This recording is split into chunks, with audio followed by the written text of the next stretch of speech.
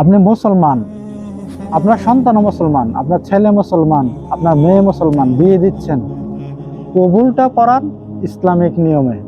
তো আপনি যে গায়ে হলুদ করতেছেন, বিয়েতে গান বাদ্য বাজাইতেছেন, নাচ গান, এগুলো কার সুন্নাহ?